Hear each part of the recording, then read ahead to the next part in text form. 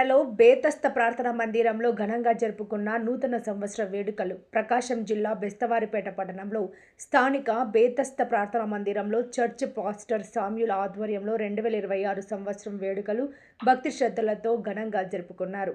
తెలంగాణ రాష్ట్రం నుండి ముఖ్య అతిథిగా వచ్చిన పాస్టర్ అబ్రహం ఈ సందర్భంగా దైవ సందేశాన్ని ఇస్తూ, గత సంవత్సరం దేవుని స్వాధీనంలో మనలను, మన కుటుంబాలను, మన సంఘాన్ని, మన సహవాసాన్ని భద్రపరిచి ఈ నూతన సంవత్సరపు మొదటి దినము గడిపే భాగ్యము ప్రసాదించిన మన యేసుక్రీస్తుకు వందనాలు మనమందరం చెల్లించాలని, పాత సంవత్సరం ఒక పాఠంలా మూసివేస్తే ఈ కొత్త సంవత్సరం దేవుడు తెరిచే ఒక కొత్త తలుపు తెరిచి ఉన్నాడు.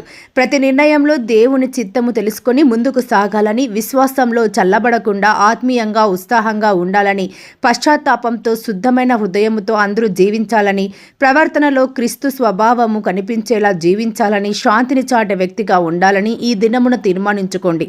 ఈ నూతన సంవత్సరంలో దేవుడు మన చెడు తలంపులతో కూడిన హృదయము తీసివేసి మంచి తలంపులతో కూడిన నూతన మనసును దయచేయునట్లు దేవుణ్ణి వేడుకుందాం.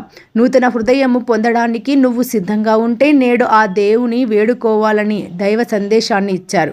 నూతన సంవత్సరం పండుగను పురస్కరించుకొని ఘనంగా వేడుకలను నిర్వహించారు. ఈ కార్యక్రమంలో సంఘ పెద్దలు వినుకొండ బాలాజోజీ, వినుకొండ దేవదానం, చల్లగాలి దానం మరియు సంఘస్థులు యూత్ పాల్గొన్నారు.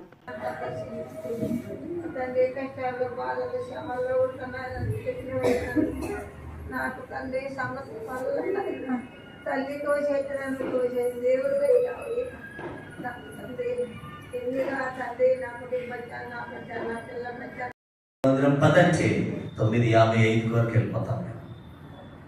ఒక్కసారి మందిరానికి వచ్చినంటే నేను బయటికి పోను. ఏమన్నా కానీ పరిస్థితులు ఏమన్నా కానీ ఎందుకు ఆ నిశ్చయత, ఆయన ఇచ్చిన నిరీక్షణ అట్లాంటి. ఆయన మనకు తోడై ఉంటే మనం ఆయనని విడిచిపెట్టాం. మనల్ని ప్రేమించే వారిని విడిచిపెడతామా? విడిచిపెట్టాం. హక్కులు చేర్చుకుంటాం, వాళ్ళతో ఉండాలి.